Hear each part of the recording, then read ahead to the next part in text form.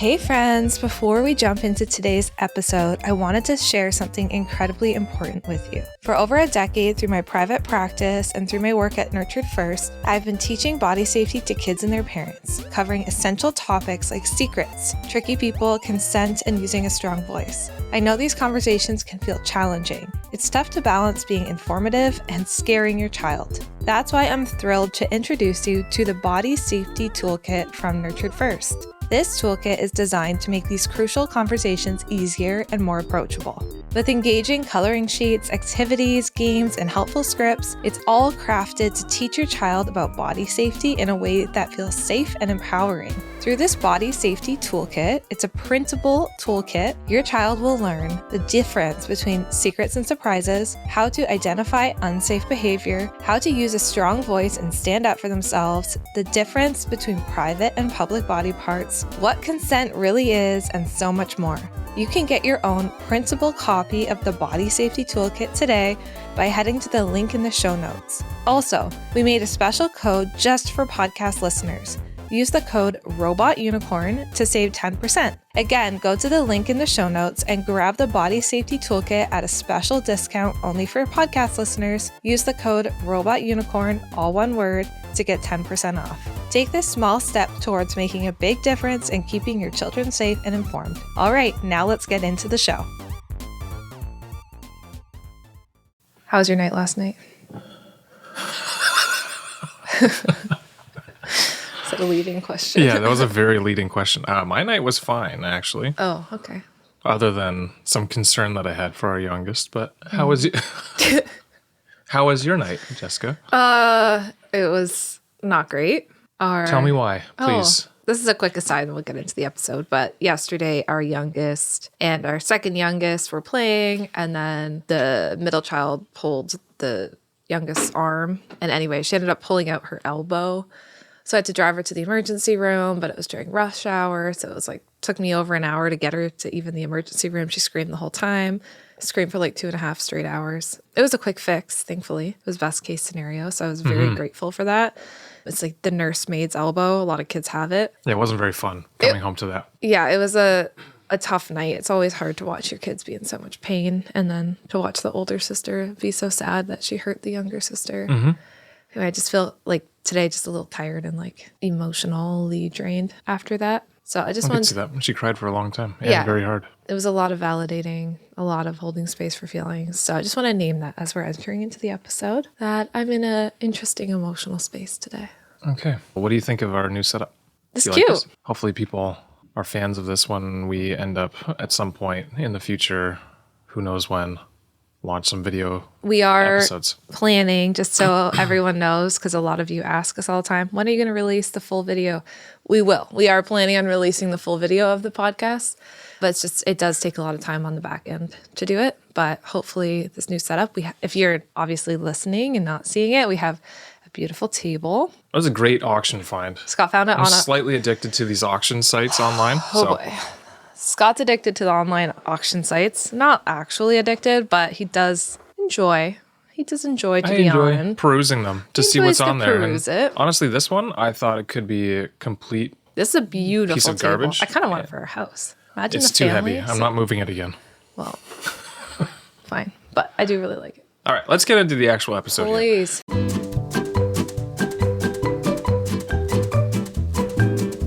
Welcome to Robot Unicorn. Today, we're starting the show with a question from you. We have received a lot of interesting, kind, thought-provoking emails over the past just over half a year now that we've started this podcast. And we are going to base this episode on a question, or a few questions, I guess, kind of all related to each other, from a listener whose name is Janelle. Thank you very much, Janelle, for reaching out to us. Just because of the length of it, I'm going to paraphrase a few parts of it just so we can be a little more specific in the question. But Sure. It's a very interesting set of questions she has here. So this is directed to you, Jess. Do you ever feel that you are the one doing all the behind-the-scenes work of parenting? For example, do you feel that you are always needing to guide Scott, me, or tell him how to respond in certain situations, why you respond in a certain way, etc., just because you're the one with the background knowledge?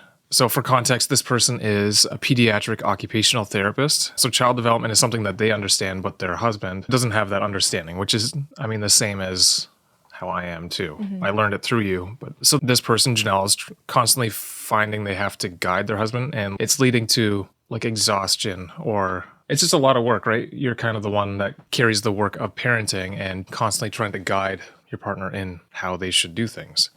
So how do you navigate this? And do you have any suggestions? Because Janelle feels like they're not the only parent that feels this way. So she felt like it was a good question to ask, which I agree. This is quite interesting. Yeah. Thank you so much, Janelle, first off. I think that was an incredible question. As soon as it came in, we were actually about to record a different podcast when this email came in, I think last week. And immediately Scott and I read the email. We're like, we're doing an episode on this. This is such a good topic. So thank you. And I think so many parents can probably relate to the feeling of one of the partners taking on the mental load or the load of parenting and making decisions around discipline. Like I would say, outside of you and I, we'll talk about our experience, but even in my private practice, so often it's just one parent, sometimes the mom, sometimes the dad, a different partner, taking on the responsibility of kind of the child rearing and the way that they're going to discipline, and then relaying that information back to the other parent. And especially if the other parent is a skeptic, like someone in this room was, it can be a lot because you feel like you're constantly having to kind of explain your rationale. I think we were in a unique situation from my perspective in that you were very open to hearing my suggestions. So I think Scott and I, as hard as it is to grow up in trauma, and it's not to ever, say that that's not hard, but there was a piece of you that was like, I already know I don't want to parent in the same way that I was raised. Yeah, right. Like you had already determined you wanted a different approach. So yes, I had to do a lot of teaching. And yes, you were skeptical about things, but you came into it with an open heart and an open mind of like, you were willing to learn a different approach because you knew you didn't want to spank and you didn't want to yell and you didn't want to do those cycles. So there was... I saw how clearly ineffective a lot of things were that I was raised with. Yeah. And a lot of other people were raised with too. And so, yes, I would say when we started parenting, and especially when we started having tantrums and child sleep issues. I feel like it was really around that toddler age. So it was, I don't know, 2 years old, roughly, maybe a little bit older. I don't know, somewhere around that time frame where all of a sudden it started to really kick in. You have a toddler having meltdowns all day. Yeah, exactly. And we've shared this story before, but we can share it again. There was a certain point in time where we hadn't had too many conversations actually about discipline. I had worked always with parents and in behavior. So I think it was kind of known that when the time would happen, we would talk about it, but we just hadn't really talked about it. And then our toddler was in the middle of having all sorts of tantrums and meltdowns and was angry about everything, which is interesting now in hindsight because now our third daughter is there and it's so much easier to navigate. Yeah.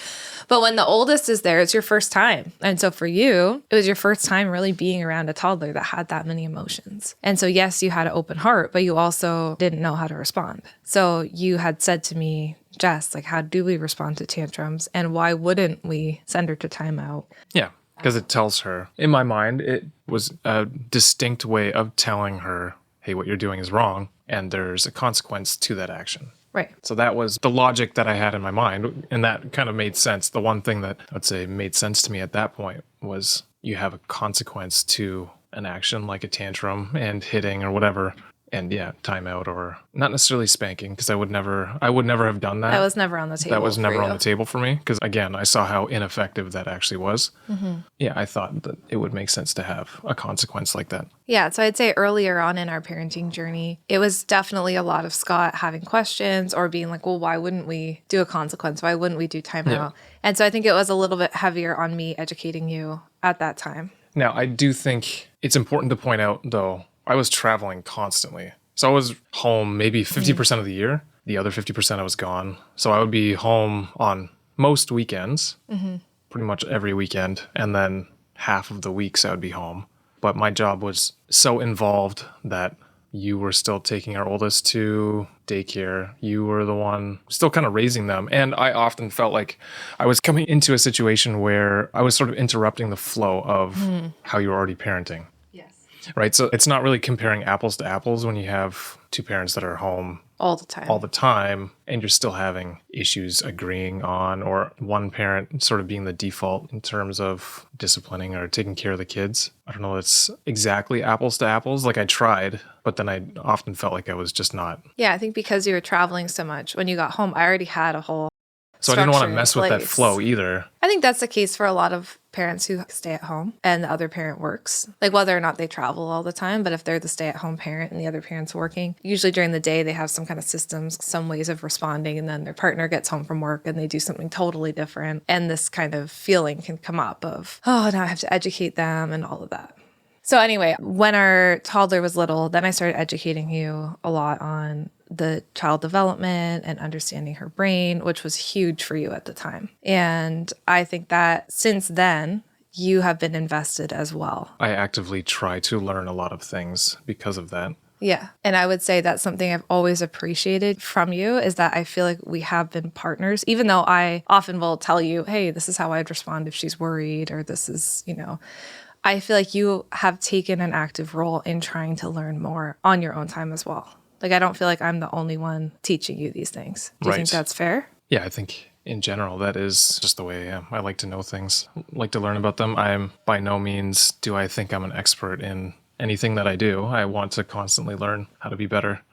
And that includes parenting. I had a conversation with a friend recently about parenting and how I think my upbringing, although terrible, kind of made it easier for me to understand that the way I parent, I'm kind of a blank slate at this point. I understand that there's certain things that I will do inherently because it's ingrained in me, but because I know that, I'm actively reflecting on how I parent the kids in a day. And I'll know, hey, I didn't do that quite properly, either apologize to them or change it the next time. But for someone who had good parents, like someone who had parents that they could look up to and want to parent in a similar way, it's harder to then find things that, I don't know, you want to do differently.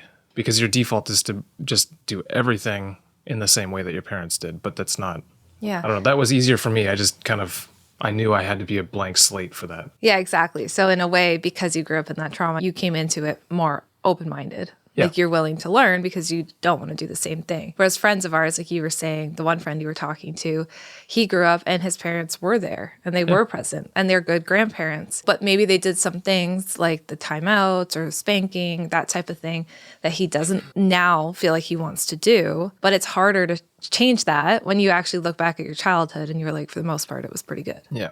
And I think too, for parents who were good overall, it's probably offensive for them often. Yeah. They get offended by like anything you do differently from them, which again, that goes back to a conversation we had a few episodes back. I just find that mindset to be completely ridiculous because there's no way that anyone is going to do parenting perfectly. We're all human.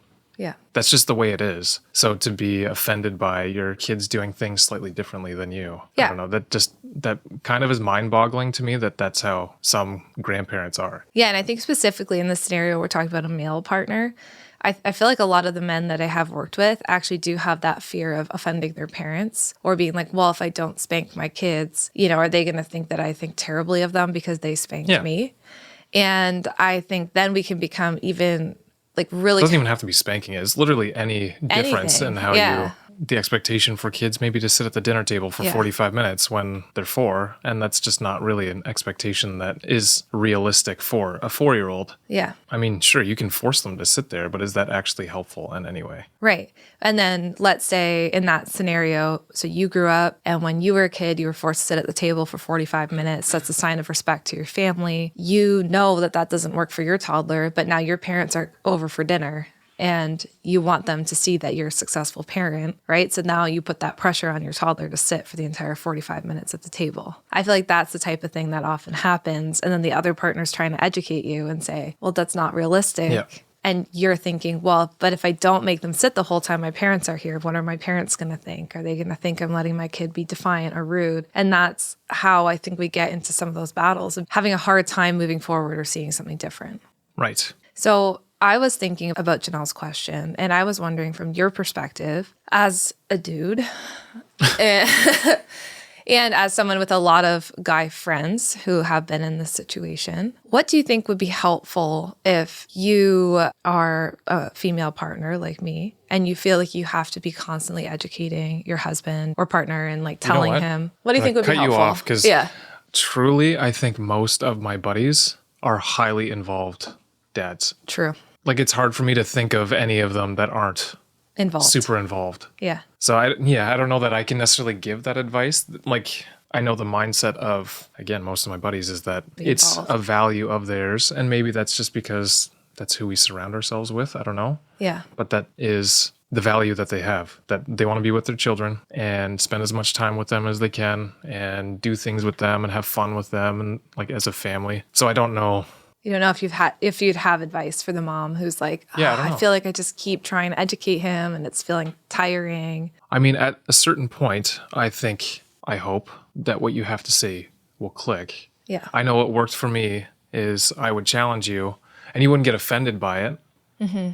You know how I like to consume information, which is like, I don't know, statistical data or I try to live my life with logic and wisdom. And so that's the way you tried to convey the information to me. It wasn't like you are offended and you're snapping back at me. It's more you were actively trying to explain the reasons why we need to deal with the tantrum in this way and we have to get on their level and we have to be their calm and whatever. All the things that you teach everyone, you explained it based on information that is backed up. So like a child develops in this specific way and it takes roughly this amount of time for their brain to develop these abilities. And therefore what you're expecting our 2-year-old to be able to just control is completely unrealistic. Yeah. And here are some other things you can do. So I think that's why it worked, because you kind of know me and you know I'm very direct in my questioning. I'm not going to like, I don't know, I don't beat around the bush when it comes to these questions. And you responded kind of in kind the way I prefer. Yeah, I found that for me with you, when you were a little more skeptical, coming at you with research and very factual information instead of leading with like all the tools that we now teach, I think sometimes for some partners feel a little bit woo-woo, possibly. Like if you just lead with that, if you lead with get on their level and validate their emotions and get curious with them, all important things. But if that's what we're leading with, you could easily be like, well, that's like, no, I don't have time for that. Yeah. I'm not going to do that.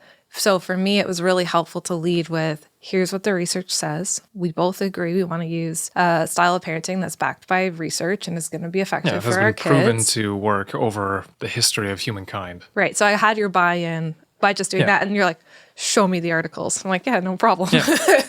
And then I would, right? And so I know that when we even started our Mama Village, like everything I did basically had like APA citations. It was probably before that. It was probably Jessica Grace's blog already. Yeah, before the thing before. So we had Nurtured First, Our Mama Village, and before Our Mama Village for the OGs, Jessica Grace's blog. That's how I started. And I would just write blogs that were filled with research, like APA citations on why this style of parenting is effective. Yeah, and how to actually do it. And how to do it. When I started doing that, I'm sure there's still somewhere. There's still a bunch on there. They're still up. You can find them on our blog, which is incredible, by the way. Plug for the blog.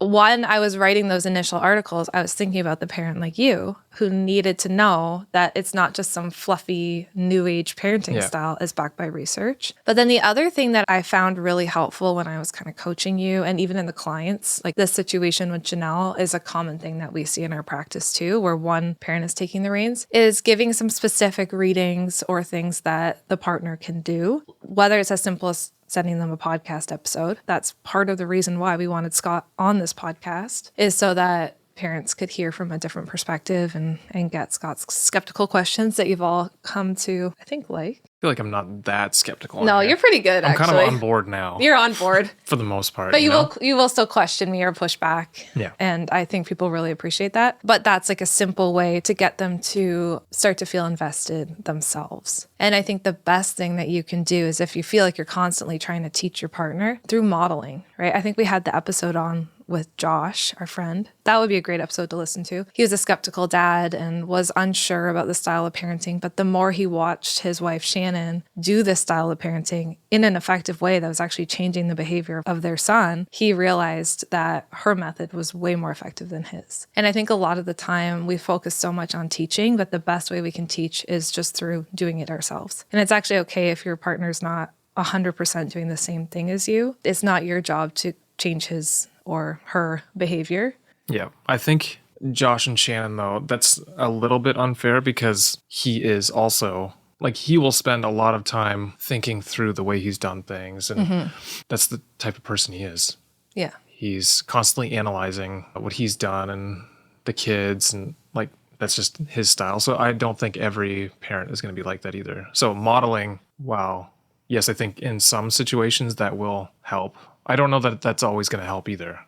Yeah, it might not always help. Right, because I could foresee someone who, let's say, doesn't agree, so now wants to do things in a totally different style, sees you being so gentle and thinking they will think you're being too gentle on them. It's not going to work. You just need to do whatever, give them a consequence right then and there, and that will help.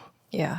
That will stop it from happening. So I don't necessarily think that that's always going to be that effective. The modeling. Yeah. Yeah. In some situations it will, but again, in others, that's not going to be like a catch-all. It's not always going to work. Yeah. And not any one thing is going to change the mind of your partner if they're unsure or teach them everything that they need to know.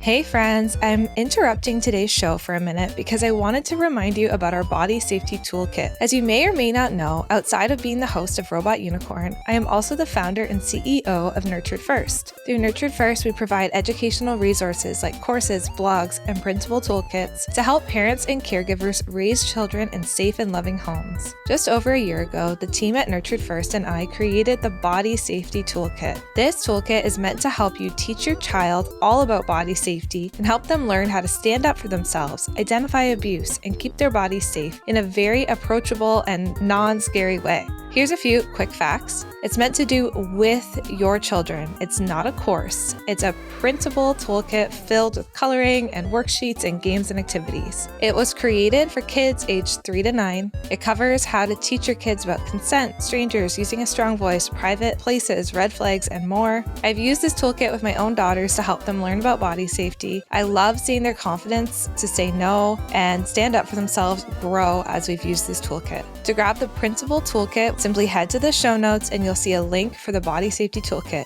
Plus, just for you as a podcast listener, use the code ROBOTUNICORN, all one word, no spaces, to save 10% on the toolkit. Again, use the code ROBOTUNICORN to save 10%. Can't wait to help you teach your kids about body safety. You've got this. Now let's head right back to the show. So I think if we think about this situation in the partner's perspective, I was going to talk to you about a time I kind of felt like her above and beyond the toddler years. I would say it made sense that I was in that position, but when our babies would struggle with sleep, I would often feel like that was on me to do the educating and to do the reading of the sleep blogs and figuring out what we're doing in the night because a lot of the time you were working or you weren't around. So I was doing the night wakings or I was just doing the night wakings because that's what we had agreed upon. And I was fine with being the one doing the night wakings. But I would often be the one doing the research on, okay, it's a sleep regression or, okay, we need to try. Yeah, that's true. I mean, I would say that I sort of just defaulted to you on all of that. Yeah. So I would say I can relate to her mostly in terms of the sleep. And maybe that's because we both didn't feel as confident in the baby sleep era of our lives. I know that was probably the hardest. It's different than discipline, but it's the same kind of thing where I was the one doing the research. I was the one educating you. And I would say that there was times when I felt quite exhausted by having to do all of that. So I can definitely relate to that feeling of feeling like you're the one who has to do all that work. But what I will say is I do remember one time we had an argument about this because I was reading all these blogs about sleep and telling you everything that I was reading. And I was kind of mad at you, I think, for something. I mean, I was also very sleep deprived. So I was mad at you, I think, about something related to sleep. And what else is new? Yeah, I mean, fair.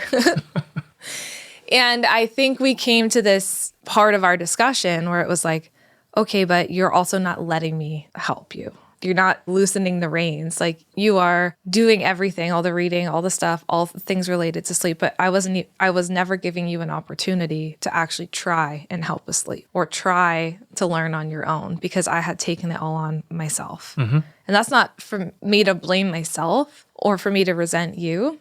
But sometimes I think in relationship, we can get into these roles where we think we have to do it all ourselves, and we never pull back the reins enough, or even ask our partner and say, hey, look, I need you to research a 4-month sleep regression and figure out what the heck we're supposed to do, because I'm so tired. Yeah. I can't figure it out. I never gave you the opportunity to do that, but then I also was angry at you at the same time. And I remember you saying to me, Jess, like, I would actually help you. I would do the research for you, but if you're going to do it all and then be mad at me, then I can't. So I think there's a piece there too, where maybe sometimes it is that conversation of like, maybe one parent needs to pull back and allow the other parent space to do some of their research and stuff. I don't know. So, I mean, yes, but based on Janelle's question, she's saying she's the one that knows more things like you and just kind of feels exhausted by the fact that she's constantly having to teach. So yeah, I mean, maybe in the infant sleep time, like age of our girls, maybe that was sometimes the issue. I don't know. I guess that's the one thing that, like, infant sleep was not something that you were trained heavily in. So then it's maybe your expectation was more on me to help with that. Yeah, but I never communicated that expectation And I with guess you. my default, again, was with anything related to the kids, you kind of know. Yeah, exactly. So I'll follow your lead. And I mean, interacting with the girls in basically all of their aspects. I don't really need your input at all at this point. Like, we talk about it constantly between the two of us, and we're trying to analyze the way either one of us has done things. But yeah, maybe it was just I don't know, maybe it was just the default. Yeah, that's what I think. I think it was a default thing of like, well, Jess is the one that knows this stuff, so I'll let her do the research and then she can tell me. And I think that's fine if I agree with that, right? So I think it does come down to a communication thing. And for us in that scenario with baby sleep, I wasn't communicating my feeling to you of being overwhelmed and exhausted by doing all the research. We'll say with each of the girls too, the first 6 months at least, I wasn't like, it's not as though I felt like I could help really. Right. I remember with our first, I was thinking, we have a 5-month-old, and like, if I'm left alone with her, what am I supposed to do? I have no idea. Yeah, exactly. And again, I think if I look in hindsight at some of our friends who have recently had babies and are like really sharing the load, like they've equipped their partners to be like, make sure that the babies take a bottle early on and make sure that their partners are used to putting the babies to bed. But I didn't have that chance because you were traveling. Yeah, I was traveling. We also were completely flooded out of our house. We didn't have a house or anywhere to stay permanently for like 3 months. So in those early days for us, and I think this is the case for a lot of parents, it was all on me because you weren't there. Not that you didn't want to be there, but you were gone, right? Yep. So then we got in that pattern of, well, Jess just is the one to do this research because she's the one home. I think in terms of Janelle's situation and so many other parents, I wonder from my therapist lens about how that can be communicated to a partner. Because yes, Janelle's an expert. I'm an expert, but it doesn't mean that there's not other places that you can learn from as well, right? And so just because you have access to an expert in your home doesn't mean that they always want to be in that position of educating, right? And so I think even for you, something like I already mentioned that I love about you is that you'll just learn things on your own. So yes, you'll ask me questions and I'm willing to answer them because I know you also do your own research on things. Like you read books on parenting, you got to know other information that was out there and you became deeply invested in wanting to be a good parent outside of just the interactions that you had with me. Yeah. And honestly, to be truthful, I probably did some of it in an effort to try and discredit some of the things you were telling me. I was wondering if this is where this is going to go. Right? But yeah, I was I think unsuccessful you did. in that. You're like, okay, well, Jess is saying this, and she's saying this all backed by research. So let me go out and read my own stuff and my own research. But what about this? And then you'd have a reason for it. Oh, okay. Yeah. What about this? And then you'd have another reason for it. Yeah. Again, it was all logical. It's just, you don't know what you don't know. Yeah. That's, I feel like, a big part of parenting. And that's even a part of what you're talking about, the communication between us too. Yeah. I think we communicate with each other quite well. Yeah. And so I think if I was ever at this point in my life to feel overwhelmed by the questions that you were asking me, like let's say something you don't know about, we've talked about this a lot and we will eventually teach Scott, but you don't know that much about puberty in girls, right? That's a topic that you've been very honest that you don't know. Do I even know that much about boys? I went through it. Yeah, right. Does that mean I That's understand? all you know. No, you probably don't. That much? I don't know that I really learned that much about it. So that'll be something else that eventually I'm telling Scott, but Are we going to do it on air? Yeah, we're going to do it on air. But let's say I don't Lucky everyone. have the capacity to teach that to you, right? To teach you about puberty and periods and everything like that. That's on me to communicate with you. Hey, Scott, you know what? We've got a lot going on right now. It's a lot of work for me to have my therapist brain on to teach you about periods and puberty. I would love for you to learn about it. And why don't you read a book on it or, listen to a podcast episode on it? To be honest, even if you teach me, I'll probably read books on it anyway. Yeah. But again, that's on me to communicate that to you so that I don't build up frustration towards you about it, right? I think a lot of the time as whatever the default parent, we just feel like, okay, well, they're asking us questions, so I should turn that part of my brain on and I should educate them. And it's okay for you to set boundaries around that too. Or like, hey, you know what, Scott? Let's say we didn't have a podcast together and you're like, Jess, I really want to teach the kids about puberty. It's coming up. I need to learn. Like, yep, on this night, that's when I'll feel like we can have that discussion. So you can also set boundaries around when you're having those discussions. You can set boundaries on like how much you feel like having your expert brain on and how much you want to, tell your partner, hey, you can spend that same amount of time listening to this podcast. That's what I listen to. And then let's discuss the podcast episode together. So it's okay, even in relationship, to communicate what your boundaries are. And vice versa, like maybe you are getting annoyed because you don't want to hear me talking about validation and toddler tantrums all the time either. And you don't want me to constantly be educating you.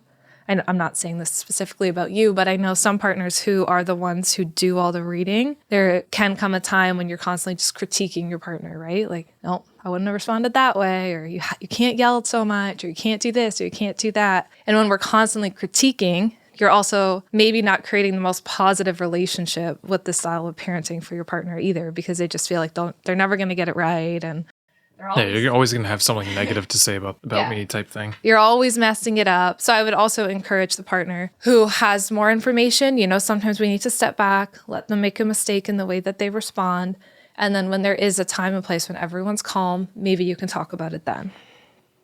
What? I can already teach when teachable. Am I right? It's all the same principles that we have with our kids, right? When are we going to have a conversation with our kids about hard things? Are you always using that with me? Yes, of course. And I want to talk about this because I actually was thinking about this last night. It has to do with this conversation and the critiquing. Sometimes we, as the people who have, let's say, more of the information, I would say that right now we're pretty equal. But we need to know when to just allow our partners to take the lead without us overstepping, right? So for example, last night, I was heading to the hospital with our toddler who had the sore arm, and I knew you were home with our preschooler who was the one that hurt her by accident. And our preschooler was very, very sad about the fact that she accidentally hurt her sister. And my gut instinct was to call you and tell you how to respond to her. And tell you, make sure you're nice, make sure you validate her feelings, you make sure you check in with her. And I actually had to catch myself and say, Jess, Scott's fully capable of handling this situation. Even if he wouldn't handle it in the exact words that you would use with her, he's capable of handling this. And I had to release control a little bit and not coach you through. And I think I did pretty well. And you did good. But honestly, I had your number up and I was about to call you and micromanage you. And I was like, you know what? That's not what he needs right now. He needs an opportunity to handle this without me micromanaging him. And I know that comes with the trust and the fact that you are on board. Yeah. But also, if I always micromanaged you just because I have a very specific way. Yeah, 100%, I'd be so annoyed. You'd be so annoyed. So I think that there is a piece like from the partners on my end of like, okay, it might not be exactly the words I'd say, but if I know his tone and his like posture is going to be what I want. Can I tell you what I did? Yeah, let's hear it. Because I don't even actually know if don't I know. You didn't tell me. I can't remember how it started, but I ended up like just grabbing her head and putting my forehead against hers. That's cute. I know. That's adorable. It is very cute and adorable. And I said, I know you didn't mean to hurt your sister. It's okay. Mom and dad aren't mad at you. We love you. And I hope you know that we know you're not trying to hurt her on purpose. Yeah. And I just kind of repeated a few of those things a few times. And then finally she just gave me a big hug. Aww. And I know she just needed to internalize it a little bit, but that's what I did. That's beautiful. Did I do okay? See, that's exactly what I would have told you to do. Yeah. See, I'm more capable than you even imagine. Yeah. Jessica. And I know in our situation, it is because you've put in the work to learn, right? Right. I'm just thinking a lot about the parent who has a partner who's just not super committed to learning and growing. And I know that Well, just kind of allowing, like, let's say in our situation, I might just allow you to do everything. Yeah. And in that situation, the person who's in my role is going to feel super frustrated and overwhelmed at some point because it is hard to be the only one doing that. So I know a common situation that I have heard, and I'm sure in the community that we have here, and that's can be common. There's a stay-at-home mom, and then the dad is going out to work, working long hours or whatever, making the money for the family. And then the expectation, however old-fashioned this is, and in my opinion, ridiculous, their expectation is you, as the stay-at-home mom, are the one that's required to parent the kids. I'm the one that's required to go out and make money for the family and care for the family in that way. Yeah. So how would you deal with that kind of situation? Because I think that's maybe not the most common, but that is a relatively common way of parenting. So there's one whose default is to be with the kids, and there's the other that's the default to go out and make money for the family, pay for things. Right. And I feel like, I mean, I personally have such a struggle with that too, because it almost implies that the person who's home, the time that they spend at home with the kids isn't like worth anything. Right. So what would you say to those parents then? And how could you get the one that's exhausted the help from the other parent?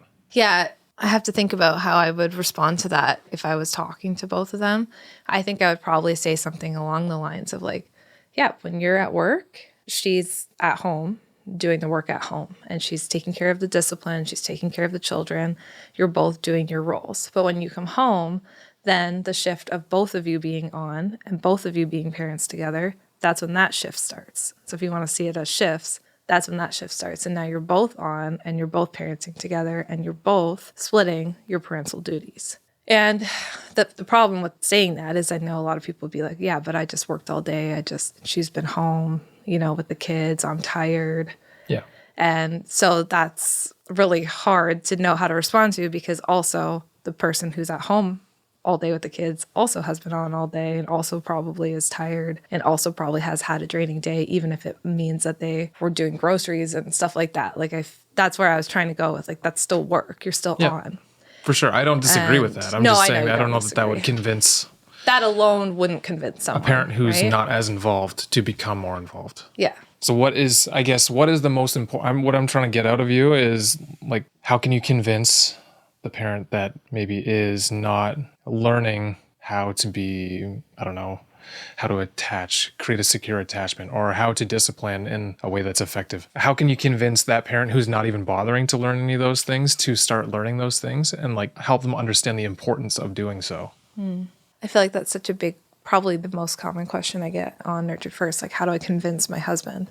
And I think we can't ever convince someone to do something, right? Like that's the hard part either is I can't give you like a quick script or plan to convince someone because convincing someone to read and to take time to learn parenting techniques, it's also convincing them that should be a priority and that should be important and helping them develop that bond with the kids. Like it's deeper than just that. You know what I mean? Right. Well, I think so.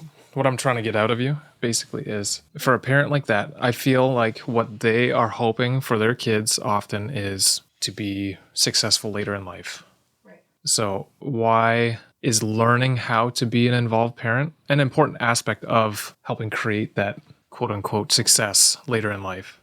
Because I think there is strong evidence to suggest that being an involved parent leads to greater success in many things later in life, and not like monetarily, but relationship wise, which I mean, that ends up translating, if that's what you care about, your kids are more likely to be better off because you were involved as a parent, but they have better outcomes when it comes to relationships and mental health outcomes and grades and all these things are benefited by being an involved parent and learning how to create that secure attachment. Whether you use that term or not, I think is kind of beside the point, but secure attachment and discipline and all that.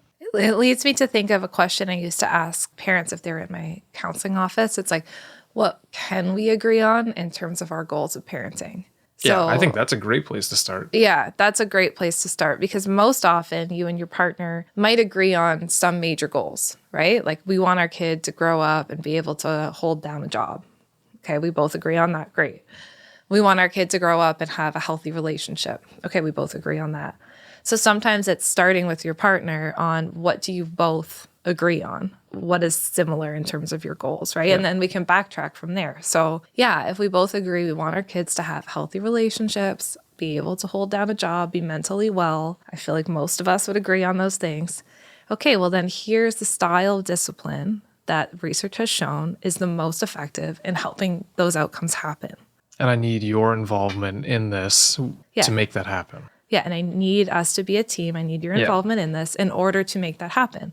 So if those are your goals and those are my goals, here's a way that we can reach those goals, right? And so it's maybe having a meeting like that. That would be the first conversation I'd have with parents in therapy. I feel like we should almost end this episode on if that's the one thing that you can do with a partner who is not as involved and you feel like you are the default parent in most situations and you have the knowledge and you're trying to guide them constantly, maybe start by having that conversation with them. The goals. What are our goals for our kids, our family? And then after that, I feel like that's just going to spur on conversations. I like that. And then what I would even suggest to clients in my practice about the goals is then maybe make a couple practical things that you can do. It doesn't have to be crazy, to help meet those goals. And then have check-ins with your partner. Maybe once a month you put it on your calendar. Hey, we're going to meet on first Monday night of every month. We're going to have coffee and just talk about how things are going in our house and how our family goals are going, right? And your goals might look different depending on your values. And maybe that's just one way you can start to have that buy-in and just have that intentional time together. I think that is good. Honestly, even probably for us. Yeah, you get so busy with work and extracurriculars and moving or whatever, different life circumstances that you sometimes don't specifically, often I think you don't specifically spend time talking about. How are we meeting our family goals? Yeah. And what are they? Maybe they change over time. And then the parents like Janelle or like myself, maybe then you have that opportunity for talking, for teaching, for whatever that is, but it doesn't feel like it has to be all the time. Right. And that can help release some of that weight and that pressure too, which might feel good. Mm-hmm. And over time, the hope would be if you are having those family meetings, you are intentionally talking about it when you're calm and you're ready to talk about it, maybe you do start to see more buy-in because now you're having that time and maybe you want to come to the family meeting and say, hey, I watched this podcast this week and Scott said this and I disagree with him. Let's talk about why. And I think that could be a really beautiful way to start those discussions. Perfect. I think we should end there. Yeah, I think that's a good place to end. Thank you for sending in your question. We love your questions. If you have any more, please send us an email anytime. Scott and I love to read them. And again, thank you so much for being here. We always love talking to you. See ya. Hey friends, thank you so much for listening to today's episode. We are glad that you are here. If you enjoyed today's episode and found it interesting, we'd really appreciate it if you'd leave a rating and a review. Scott and I actually sit down together and read them all. A 5-star rating helps us share our podcast and get these important messages out there. Thank you so much for listening, and we can't wait to talk to you again next time.